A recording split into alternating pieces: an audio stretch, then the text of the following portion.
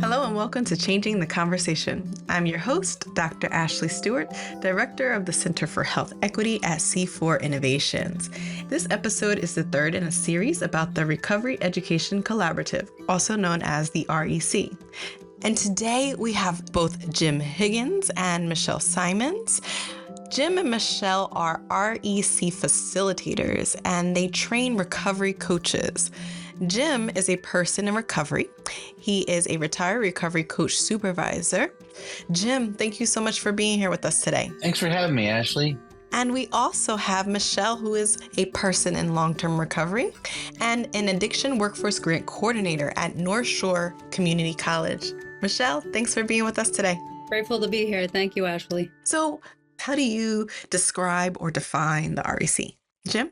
The REC is a collaborative of a bunch of organizations in Massachusetts, a handful, and it's about 6 months old now. And what we're doing is we're doing recovery and recovery coach trainings. We're doing some equity work. We're doing education, prevention work, and outreach all across the state of Massachusetts. Michelle, what I forget? The best part about it is that it's peer driven. We have a new peer advisory committee as well.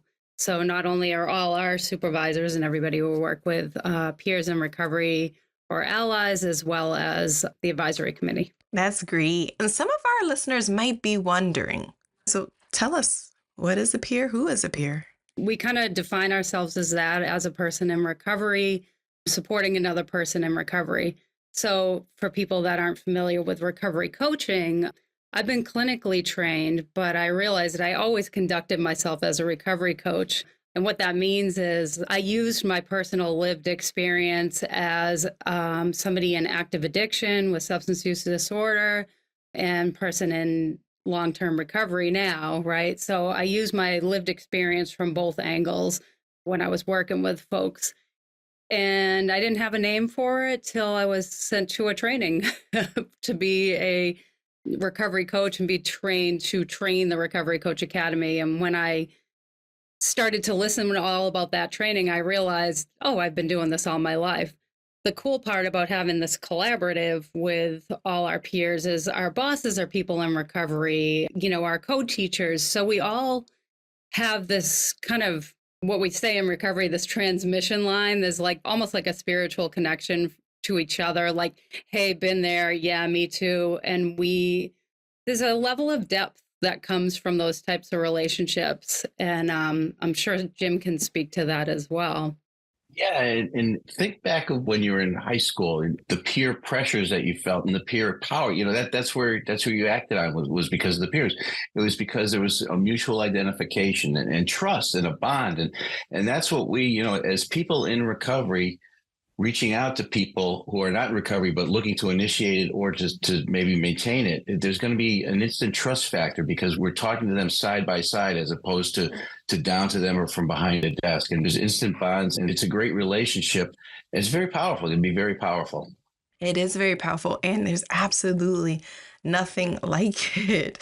And there's nothing that can replace or occupy the role that peers occupy. I noticed that you talked about recovery coaches and peers. Are those terms used simultaneously, interchangeably?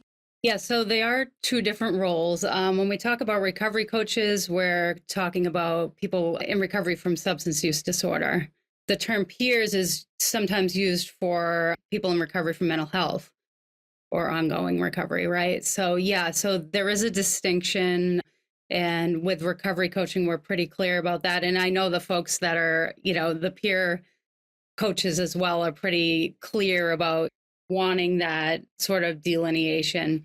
It's important because, just putting myself in the shoes of somebody either, trying to get into recovery curious, wherever, and being assigned, let's say, a recovery coach, that means somebody's been there, done that. They know the dark side of addiction. They know, there's that idea of, well, why would you do something like this? Or those weird questions that sometimes people will ask us, like, well, why couldn't you just stop? Or, didn't you care about yourself? Why would you want to destroy yourself? Why, when you were evicted from your apartment and went homeless, why wouldn't that change things? And those questions, we don't have to ask those questions to each other because we know that lack of control and that powerlessness over the substance. So there's just a deep understanding of what we've been through and why we need to be so vigilant about our own recoveries today, too.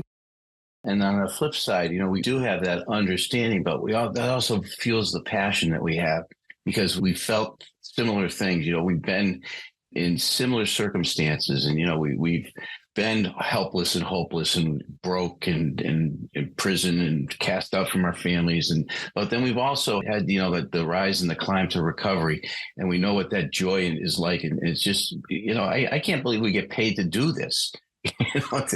To help other people the way we were helped ourselves. So the peerage comes in, on the front side and also on the back side.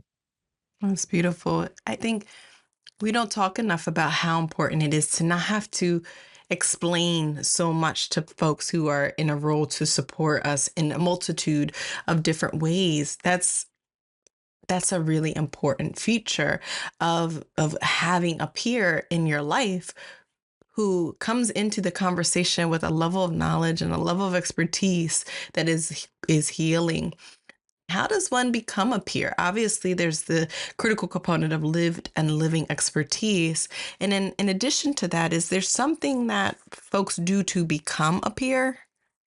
People that are interested in this peer recovery coaching, they would seek out the courses. So we have in Massachusetts for our certified addiction recovery coach, it's called a CARC, C-A-R-C, and it's overseen by this Massachusetts Board of Addiction Counselors. They would seek out the classes from the Recovery Education Collaborative or various other agencies. Of course, we're going to promote the REC because they're awesome. And they're, as far as their courses, they're typically free or very inexpensive. So removing those barriers as well. So somebody would seek out these courses. It's 60 hours of education. From there, if somebody's already working as a coach, they need 500 either working or volunteer hours and 35 supervision hours. So those 35 supervision hours would have to be by a recovery coach supervisor, which Jim mentioned earlier. He's a retired recovery coach supervisor. I'm still actively working part-time as a recovery coach supervisor. But they would need those. It's a reflective type of supervision that's required. So once you have those three components, you would apply for the CARC certification, some fun forms to fill out and things like that. You'd send it in. Once approved, then there's an actual exam, a written exam that the person would take to get the CARC certification, which is good for 2 years. However, you can work as a recovery coach before having a CARC. That's just like an extra layer of sort of legitimacy to the role. The training Michelle just talked about, it takes a peer, someone with lived experience and has all that experience, that gives us the bond, that gives us a connection. And then you add some training. And then now that gives us some expertise. And we're not talking about training on toxology or anything. We're talking about how to talk to people, how to have conversations. We're talking about what goes into somebody's mind when they're trying to make a change. We're talking about different stages of recovery, and we're talking about all the different pathways and resources. It's really training. It is a training, but it's just an education on everything that's out there. And then you throw in cultural competency and equity, inclusion and diversity, power and privilege, just a lot of things that makes us even more streetwise and aware of where we're at and who we're talking with. And it makes it such a powerful role and a fun role to be in, frankly. Yeah.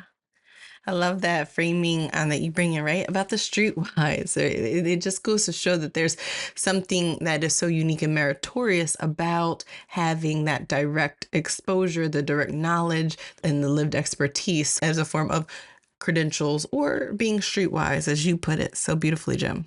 I think the coolest part about us being peers and interacting with peers is that we are other person centered. So if I'm a recovery coach and I have a recovery, we don't call people patients or clients, they're recoveries. Right. And I have somebody assigning me. It's that person, that person has to feel the peer vibe in order for the relationship to be good. I am in recovery from alcoholism. I drank my brains out for years and I never had a drug problem. And I've been told many times after being matched up with somebody that they wanted somebody who did heroin or somebody who was younger. I'm in my 60s and and that's because that's who they felt their peers were. And it's important for me to know. And I say, what, it's your call. It's entirely your call. And I don't, I've never been frustrated or upset because, again, for the relationship to work, it's got to come from the person that we're serving. That's an important point that you bring up, that, people get to have choice, and choice is such a big part of recovery in and of itself. But there's choice in this too, and that people get to pick their coach. Yeah. Michelle, what would you add?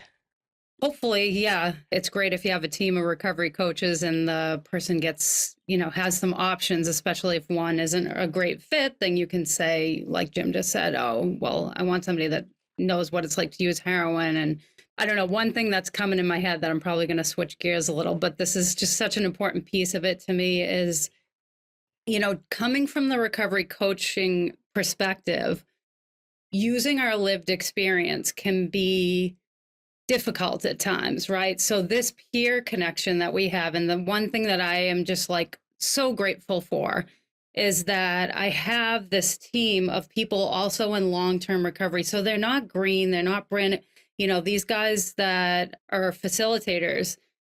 It's just given me such a different network of folks that know what it's like to use when you're using something that can be slightly traumatic from your past, right? And you're using it, and I'm sure doing like DEI work like that, there's some relatability there, possibly. Mm-hmm. But like when you're using that, it starts to get into our stuff a little bit, right? So we really have to, there's this concept of like discovering and managing our own stuff. You're always kind of got to be sort of ready. Your stuff can be used in a funny way at times. And you're like, oh, that stung a little. So it's so important to like stay balanced and use each other. And then as recovery coach supervisors, for me, and I'll, Jim might have a different twist on this, but for me, I think it's really, really important for coaches to have recovery coach supervisors that are in recovery themselves, because they're going to understand the slippery slope that it can take. Because when we're working, especially with folks with inactive addiction that are still using, and you might be, applying some harm reduction techniques and, telling somebody like, here's a safer way, to inject your heroin or inject the crystal meth so you don't get abscesses. Like that's pretty, like that can really affect the coach, right? And if their past includes IV drug use, it can really, I hate the word trigger, so I'm not going to use it, but it can evoke an emotional response from the coach. And a lot of times we're real thick skinned, and I might go to Jim as my recovery coach supervisor and be like, no, I'm good. And like, because we know how that affects us, I don't doubt that that's going to affect somebody as many times as they might say they're good. So I might, as a recovery coach supervisor, let's say, Jim was the one coaching somebody like that. I might say to Jim, like, I might check in with him later that night and be like, bro, is everything okay? Because, that was pretty serious, like stuff that you face, things like that. So I think that's important to have that person with lived experience supervising as well. Yeah. Yeah. To that point about the intentionality of even how we talk about things, right? You say you don't like the word triggering, doing a lot of gun violence work, right? I use the word activating because the language of it is so intentional. And that same delicacy and intentional being delicate shows up with those intersectional experiences of lived expertise, of using your narrative and your story and your personal experience as a way to help to create a healing centered approach for other folks. I think about some of the other experiences that connect to people's recovery, like experiences with the justice system, like the family dynamics. Like no one might be able to anticipate what part of that could be activated in part of a conversation that comes up that you see in someone else that you're responding to. Jim, what are your thoughts here? Yeah, and we're getting back to what's a peer again. We're creating commonality and mutuality.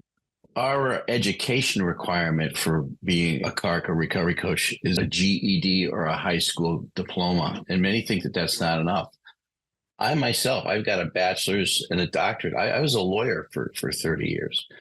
But what gives me my power with people when I'm coaching them isn't my education pedigree or my degrees. It's the fact that I spent a year in prison, because now I got some street cred because I've been in places where other people, and now I have another type of lived experience that I couldn't get in the classroom. And the fact that I share that freely and willingly is just, it can be very powerful. And I've learned when and where to share that, but it's a powerful tool, and it's not the education. It's another level of lived experience and commonality that I'm able to do in this setting that I wouldn't be doing if I were a clinician. If I were a social worker, I'm not going to walk around. I was spent 2008 in prison. You all were electing Barack Obama. I missed that party, but I have not had my record expunged. I haven't had that erased. And people say, why? I said, because to me, it's resume fodder. For me, it's a plus in what I do. It's because it gives me some commonality with the folks that I serve. It is powerful. It is so powerful. And I also want to honor and acknowledge that, you said you are able to discern when and where it's a share. I also want to acknowledge and honor that that's tough too, to have to kind of have that level of code switching to know when and where, and being able to utilize or engage meaningfully that lived expertise. Jim, you started to mention something that gave you a unique type of perspective and approach to the work that maybe would be different than other professions like social workers, right? As a social worker, I recognize that this is very different.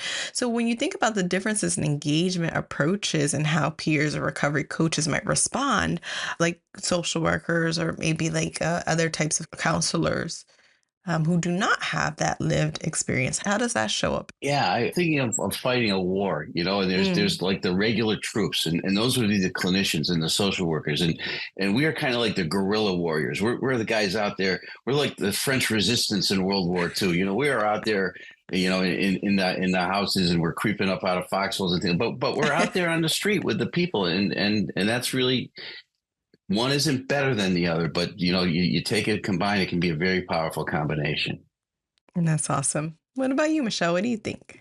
Being in these circles with social workers and clinicians and primary care doctors and things like that, actually, this lived experience is now slowly being valued, right? It's been a very slow climb for years. For almost 2 decades, I wasn't open about my personal recovery in these circles. I was just like, I'm Michelle, I have a master's in ALEIDA, because that's what I thought I needed to do to be heard.